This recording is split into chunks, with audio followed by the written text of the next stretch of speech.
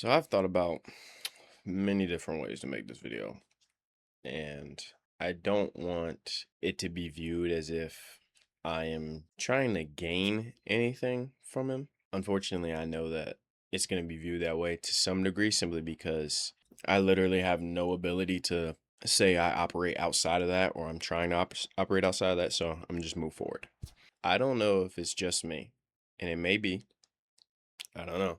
But I feel like Mark Goldbridge has such a hold on how the Manchester United fan community thinks. In initially I was gonna make this video on like the 12th, right? Like 8 days ago.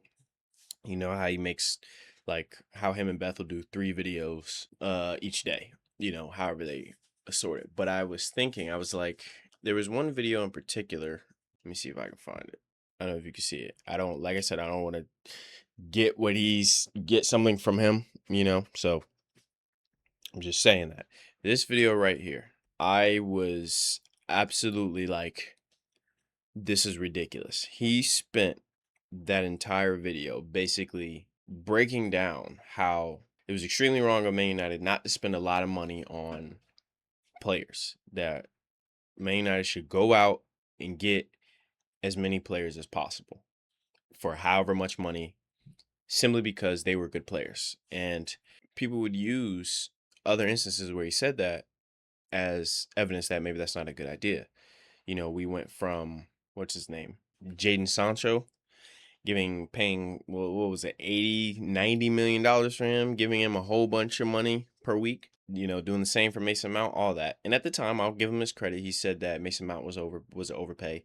Anthony, overpay. Everybody knows that. But I think where he started to kind of back up off of a little bit, now that I think he's probably internalized those messages, is that United's wage bill, to a certain degree, has to exist, right?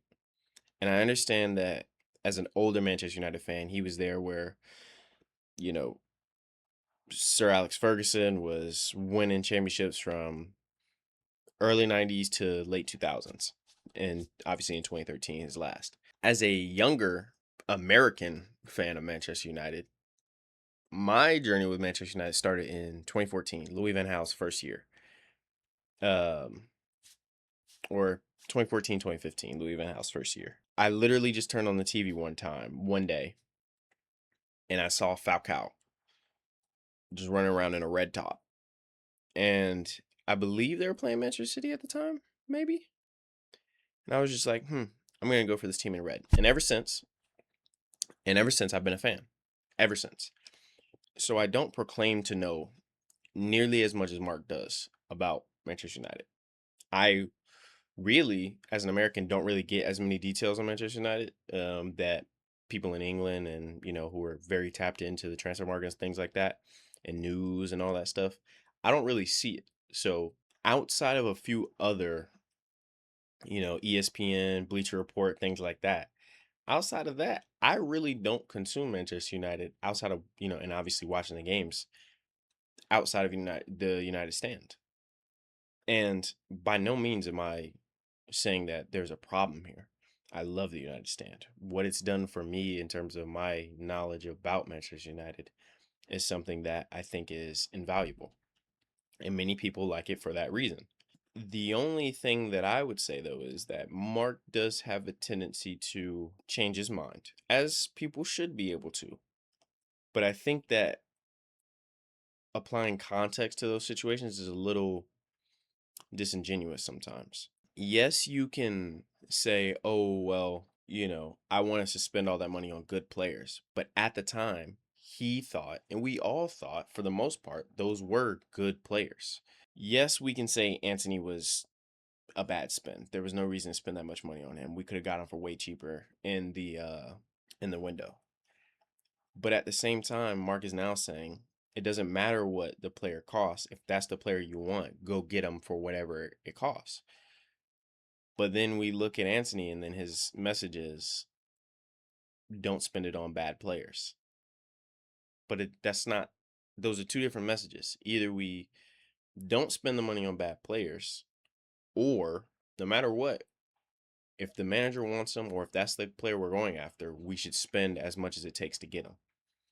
You know what I mean? Like it's conflicting, and I think certain people haven't really brought it to him with a sound argument. They're mad, they're pissed off at him. They think that he shouldn't be as opinionated as he is. I'm not coming at it from that angle. I'm just talking about the argument itself, right? We can't do both. It's impossible. We can either rein in the amount of money we spend because we don't know whether or not that is the guy we want. We don't know if they're going to be good or bad.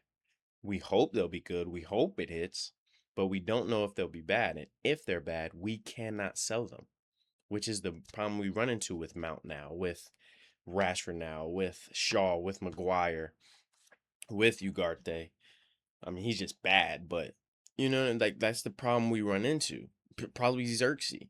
Nobody wants him, but at the same time, if he wasn't on so much money, I think this is just a Manchester United problem. Like they're such a big club that they can spend all that money, so they just give it to him. And obviously, they're trying to rein that in by building a wage budget. So, from that perspective, a wage budget has to exist. It just has to. Because if you keep doing what you've been doing and it doesn't work, you cannot sell those players. You just can't. And I think that's what Manchester United is doing. Now, I do agree that maybe it's a little too low, right? If you want players to come in and then earn their way up to that money, a la Bruno, that makes sense.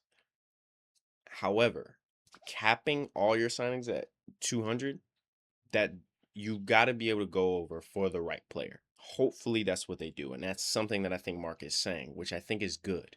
However, if you don't go over for the right player, which is again where I agree with Mark, you start to reduce your ability to be the best team in the world. And I think that's where he says they're starting to operate like RB Leipzig.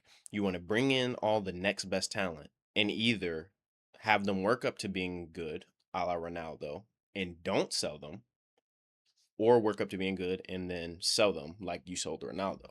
The problem with that is, again, we have the Glazers in place.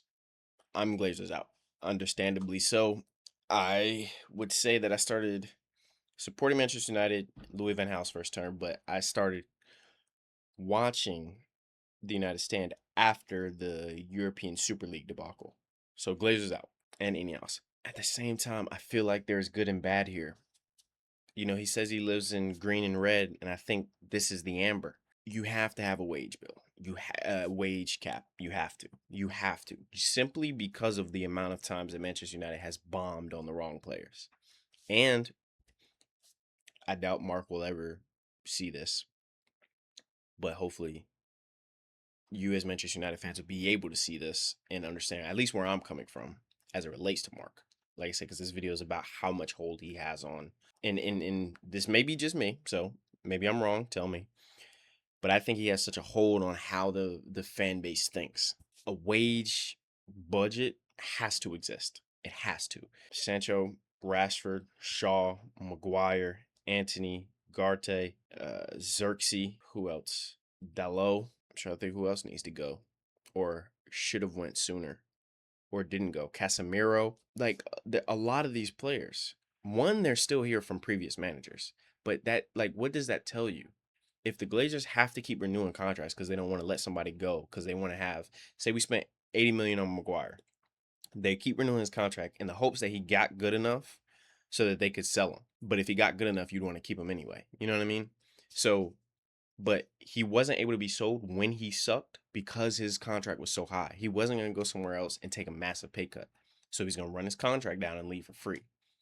To avoid this, Manchester United has to have that cap, right? Because Real Madrid can sell Camavinga. People want to buy him. He's young. But they have a whole bunch of other people around them that are good. I mean, take Manchester City, Savinho. 70 million to Spurs, is it? I think something like that. No, not Spurs, Newcastle. I can't remember where he's going. But Savinho, 70 million. But he doesn't go if he doesn't have a decent wage bill that somebody else might be willing to pay.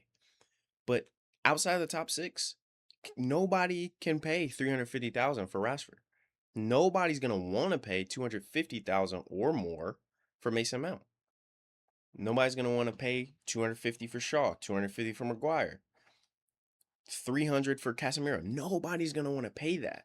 But we keep giving out those contracts when we buy players. Nobody wants to pay the 300 for Jadon Sancho. Nobody wants to do that, but we keep buying players like that, and that's the issue. So it's not that I, as a fan, am concerned about the wage bill or the amount of money we spend, but if it hinders us in the future because of how the Glazers operate, again, they need to go get rid of the debt. But because of how they operate, if it continues to hinder us and put us in positions where now we're signing Santos and Tielemans for 35 and 50 million pounds, it has to be done until they can go. So my opinion is the focus shouldn't be on people being agreeing with them that we should spend this amount of money or whether or not we shouldn't. The focus should be on how do we get them out so that we can go back to spending that amount of money, players being good because we actually have a good system in place, top to bottom. And then if they need to be sold, they can be sold so we can stay in these markets. Like this one where Elliot Anderson's going for 117 million. I think that's where the focus needs to be. Now I understand Mark has a show, and a lot of that is communicative, so that's what people focus on. But I think that's where the focus should be, because if you put the focus on that, I think it makes it a lot easier to see that it's not that we disagree as fans, and it's not that we should tell people they have small minds or they're Glazer bots. It's that we see things from just different perspectives. The fan like me who thinks that a wage cap does at least need to be input. I think it should at least be higher, but at least does need to be built out in case people suck and then we can't sell them. I think it needs to at least be built out. You can say like, oh, they're not a Glazer bot. They're just understanding the realistic way in which we have to operate. Even though it's unfair because of who we have, we have to operate like this to some degree so we can stop ourselves from going further backward. You know what I mean? It's like instead of taking 5 steps back, now we're taking 2. Do we want to go forward? Absolutely. But the way to go forward is to get them out. Since we can't get them out, let's take 2 steps back instead of 5. You know what I mean? At least that's the way I view it. Now, somebody like Mark Goldbridge who's like, we shouldn't have a cap in place at all. We should be going out and spending it. Yes, but say Elliot Anderson flops. And here's where I'm going to push on Mark a little bit. You wanted Sancho. Based off your philosophy, pay for the guy you want. So you would have spent 85 million on Fernandez. We wanted Sancho. Hindsight is 2020. You can say now, yeah, we shouldn't have spent that much money. He's not that good of a player. But at the time, you thought he was. So we went out and spent it. Now he sucks. We can't sell him. So we can't bring money in to buy the next people that we should get. But based off that philosophy, we should spend that money. What if Elliot Anderson flops? Now we got 117. Would they pay 116? Now we got 116 million pound player on probably 300. Coming from Nottingham Forest, probably 250 grand a week, and he sucks. Can't sell him. And then based off that same philosophy, you'll say hindsight is 2020, 3 years from now, like we should have never spent that much money on him. I thought he was a good player, but he wasn't. Or you might not even do that, which is again, Mark, not trying to attack you here if you ever do watch this. But that's where sometimes I think you're a little dishonest because you would say, you just had a feeling. Oh, he was a bad player, whatever it may be. I just think I think as someone who has such a hold on the United fan base and the way they think, I think in such a presence, obviously he's established it. Nothing I say here is going to demolish that. And I don't want it to. I love the United stand for a reason. And I'm making this video for a reason. But I think it's a little disingenuous when, you can be like, oh, well, I wasn't really feeling like Elliot Anderson. But right now he's saying he's the most Manchester United player he's seen in a long time. And he's playing for Man City. Right? But what if he failed? We would have paid that 117 million. One, not have been able to get anybody else. Pay that 117 million that he's in, right? And then he fails. I think the problem isn't that he thinks we should spend all that money on players. The problem is that he's not bringing up the fact that the Glazers need to go out enough. Not at least within those arguments. He says it all the time. So I'm not here to discredit him and say that he's backed off of that. He hasn't. But he needs to weave that into his arguments for it to make sense. Because if you say we need to spend that much money on those players because those are the guys, yes, those guys are going to be good. The same way you said about Sancho. You have to understand why we aren't doing that.